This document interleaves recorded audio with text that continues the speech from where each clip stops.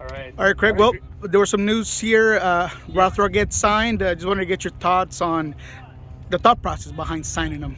Yeah, Paul's done well this year. We're really happy for him, and a lot of this has overlap, as it is as dominoes, right? And so I've been in close contact with Porig down in Colorado over the last several months, several weeks, as you might imagine, regarding Danny Leiva's loan. And so when they decided to retain Danny, it opened up a spot, and Paul's definitely earned the opportunity. So really proud of him to prove again there is more than one way to do this and make it to the top team on the Sounders, and it proves our model, and it proves in terms of development, we've got a lot of the right people in the right positions.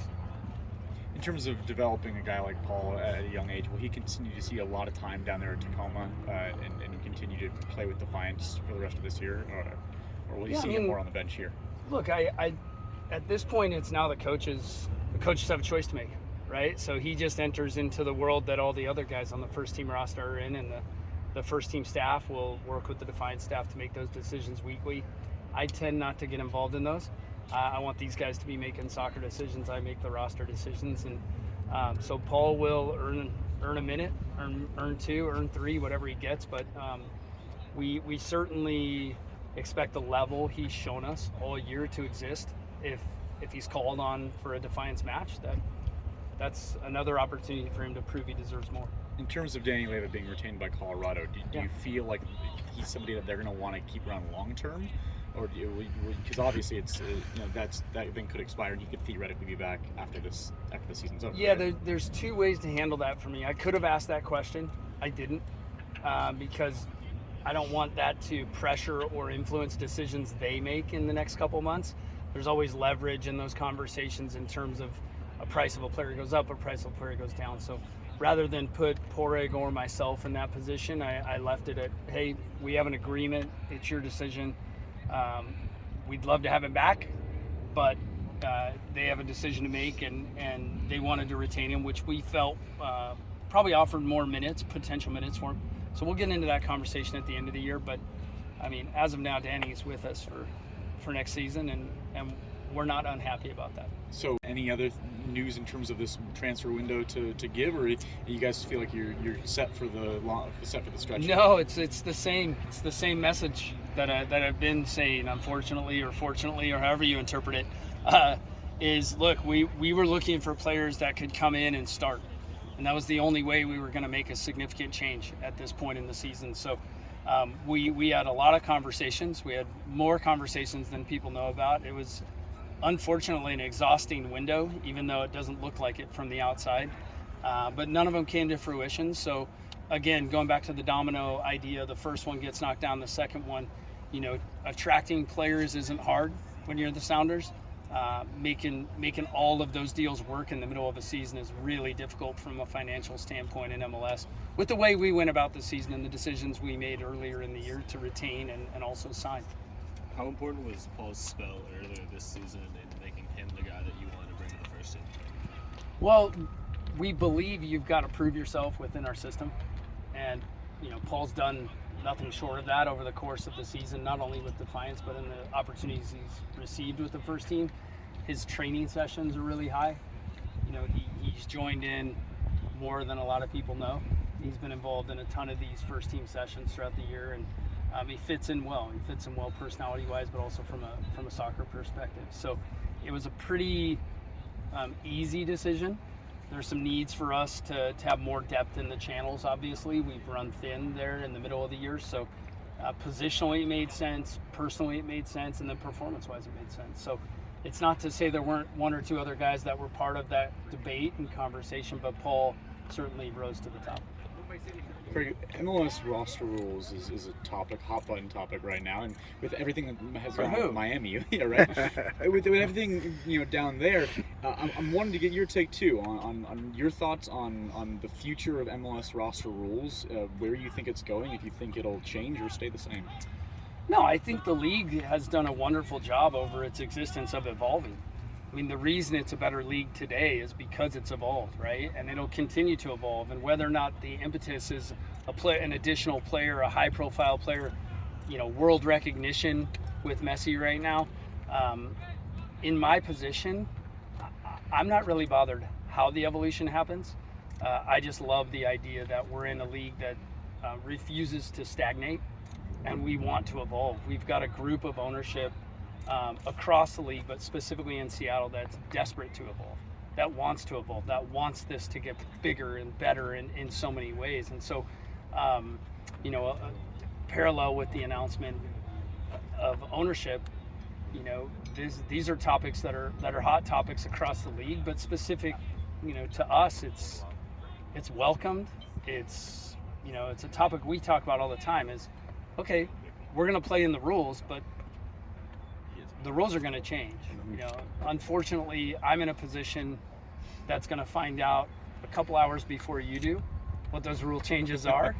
But look, I'm highly optimistic that ownership groups like the Sounders ownership group are pushing to evolve and help those roster rules change and honestly become more lucrative to players. And there's no secret, players sign contracts to play, and those contracts always have salaries. So following up on that, let's start with the ownership part of it. With the new ownership news that came out today, how does it change what you do at all?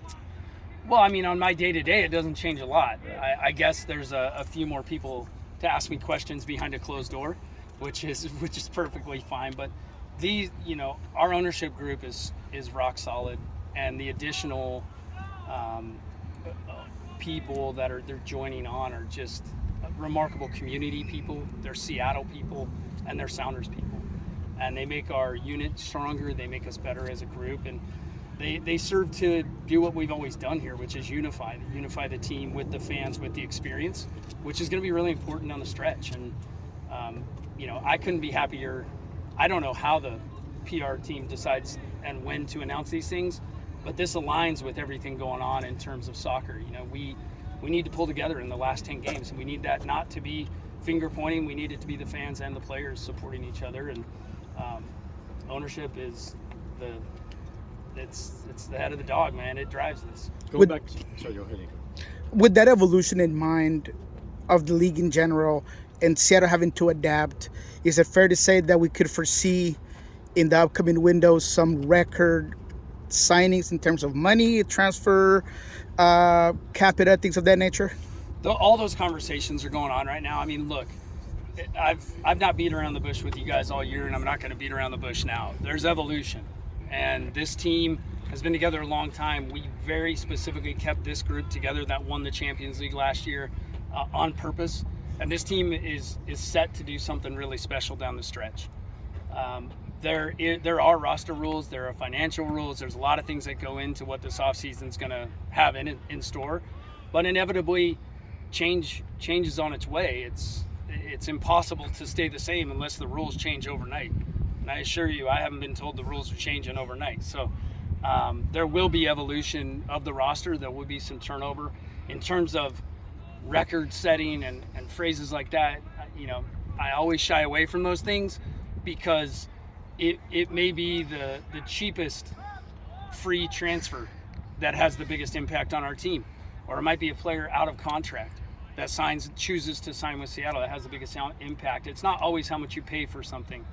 I always say smart money beats dumb money, and that's what our intent this offseason will be, to use our money wisely.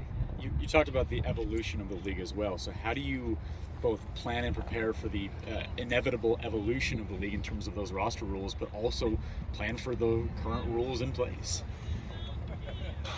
You have about 900 spreadsheets saved somewhere on a computer. We've got 3 or 4 different plans. At the end of the day, we know the rules. We know the rules that are set for next year. We know exactly what those financial rules are in terms of roster. That's what we've drawn up. We also have contingencies that just in case, what if $2 million in GAM was added? What if, target allocation money went up instead of down? What if the salary cap just jumps to $9 million or $10 million instead of 5 or 5 point?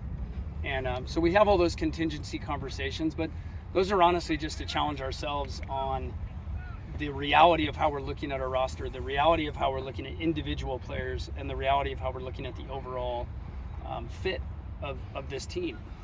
All the way to, breaking it down to, okay, there's no names on our roster. How would we build from scratch if we were doing it today? And so all those conversations are kind of the fun soccer nerdy part of what I get to do with my group. But the reality is we live within the rules. And so we have a very clear plan as to what we can accomplish in that. And so you kind of talked a lot about that in the league. How does that affect like the team on an international standpoint? You guys obviously had CCL and that went to FIFA Club World Cup, but like how you can compete with clubs outside of MLS? Well, competing with clubs outside MLS it's a wonderful topic, and it's remarkably subjective. So it's a fun one to debate.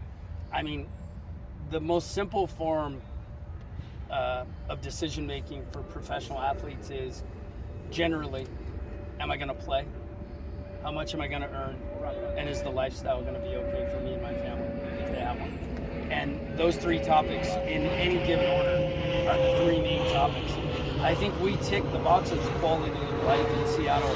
You know, our guys are normal humans. They're treated as stars, but they're respected when they go out in public. They're not disrespected by the public in Seattle and the fan base. So that's a huge drawing point for us.